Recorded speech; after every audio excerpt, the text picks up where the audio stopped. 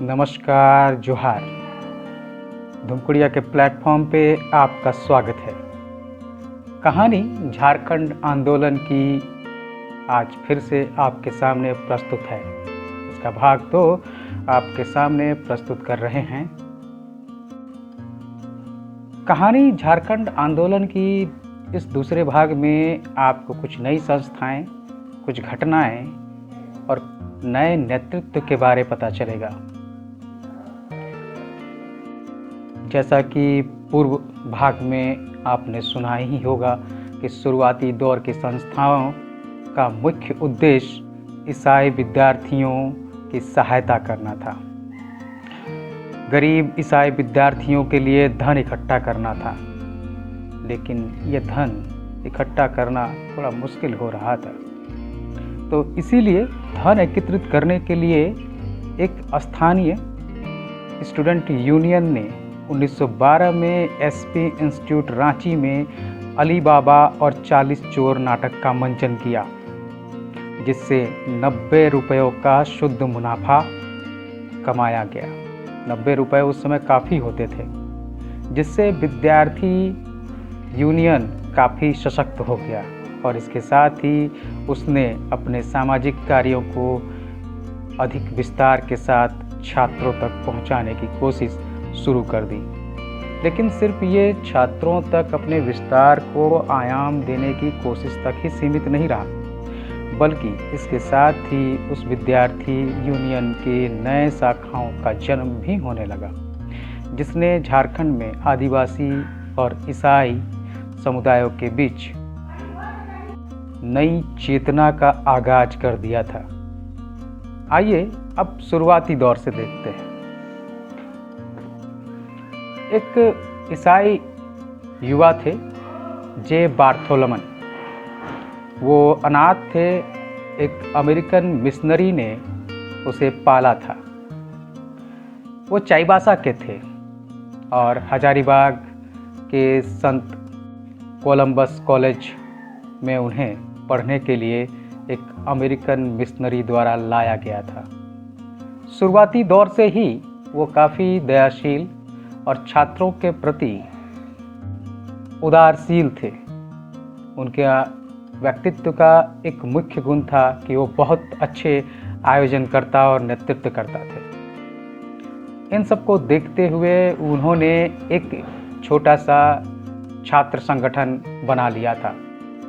कहा जाता है कि कहते हैं इसी छोटे से छात्र संगठन के बीच में सबसे पहली बार झारखंड या छोटा नागपुर को अलग राज्य बनाने की मांग का उद्घाटन हुआ था।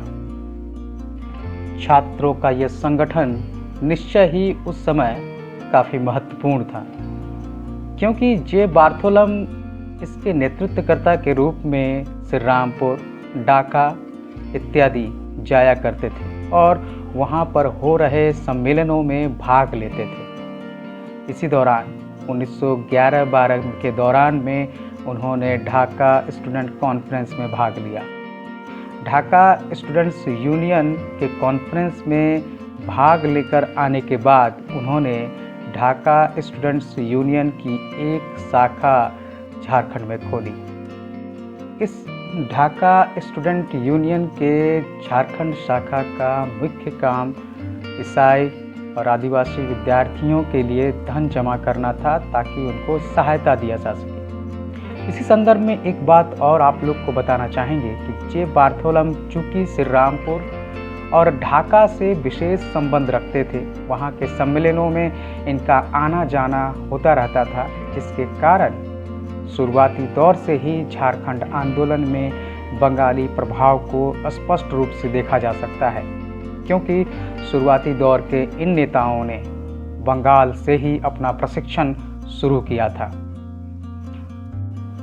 इस ढाका स्टूडेंट यूनियन की शाखा ने शुरुआत में मंथली सब्सक्रिप्शन और डोनेशन के आधार पर कुछ जर्मन मिशनरी से चंदा जमा कर अपना फंड जमा करना शुरू किया, जिसकी सहायता वो ईसाई विद्यार्थियों के लिए करते थे। लेकिन ये काफ़ी नहीं था और इसी के संदर्भ में उन्होंने 1912 में संत पॉल में रांची, संत पॉल इंस्टीट्यूट रांची में अली बाबा और 40 चोर नामक प्रसिद्ध ड्रामा का आयोजन किया, जिसके बाद जे बार्थोलम को 90 रुपए के शुद्ध मुनाफा हुआ, जिससे आगे जाकर उन्होंने लूथरन और एंग्लिक स्टूडेंट्स का एक नया ब्रांच रांची में खोला, इसमें उनकी सहायता पीटर हैवॉर्ड ने की थी। पीटर हैवॉर्ड ने रांची में स्टूडेंट यूनियंस को स्थापित करने में जे बार्थोलम की काफ़ी सहायता की थी। जे बार्थोलम का ये विद्यार्थी परिषद अपने काम को लेकर काफ़ी जिज्ञासु था, लेकिन इसी बीच विश्व युद्ध शुरू हो गया। विश्व युद्ध के शुरू होने के साथ ही जर्मन मिशनरीज पर पाबंदियां लगनी शुरू हो गई, जिससे जे बार्थोलम के साथ भी अब उस तरह से सहायता उनको प्राप्त नहीं होती थी जैसे पहले होता था।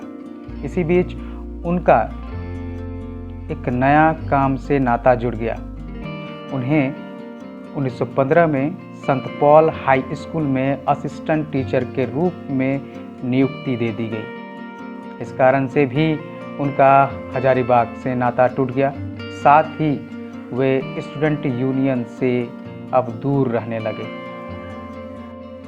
जर्मन मिशनरियों के निष्प्रभावी होने के कारण, जो कि पहले विश्व युद्ध का एक प्रमुख घटक था, क्योंकि झारखंड में ब्रिटिश का राज था और जर्मन उनके विरुद्ध थे, तो जर्मन मिशनरियों को उनके काम पर पाबंदी लगा दी गई थी। तो जर्मन चूँकि झारखंड में काफ़ी प्रभावी थे और उनके जाने के बाद एक शून्य पैदा हो गया, जिसमें कुछ नए नेताओं ने जन्म लिया और उन नए नेताओं ने एक नए दल का निर्माण किया। इसकी आधारशिला को हम जे बार्थोलम के 1910 में स्थापित छोटे से स्टूडेंट यूनियन से देख सकते हैं। वस्तुतः इसीलिए जे बार्थोलम को झारखंड आंदोलन का पिता भी कहा जाता है। आइए आगे आते हैं अब उस संस्था की ओर जिसने झारखंड में झारखंड आंदोलन को एक आधारशिला प्रदान की थी, जिसे छोटा नागपुर विद्यार्थी परिषद के नाम से जाना जाता है। 1913 में एक नया संगठन जन्म लिया। विद्यार्थी परिषद की आधारशिला पर ही एंग्लिक मिशन के बिशप कैनेडी के सुझाव पर छोटा नागपुर इम्प्रूवमेंट सोसाइटी की स्थापना 1913 में की गई। इसमें 4 शिक्षित युवकों का विशेष योगदान रहा। ये थे ठेबले उरांव, राय साहब बंदीराम उरांव, रेवरेंड जोएल लकड़ा और पॉल दयाल। इस संगठन में ईसाई आदिवासियों के अलावा गैर ईसाई आदिवासियों ने भी योगदान दिया। ठेबले उरांव और बंदीराम उरांव गैर ईसाई आदिवासी नेता थे।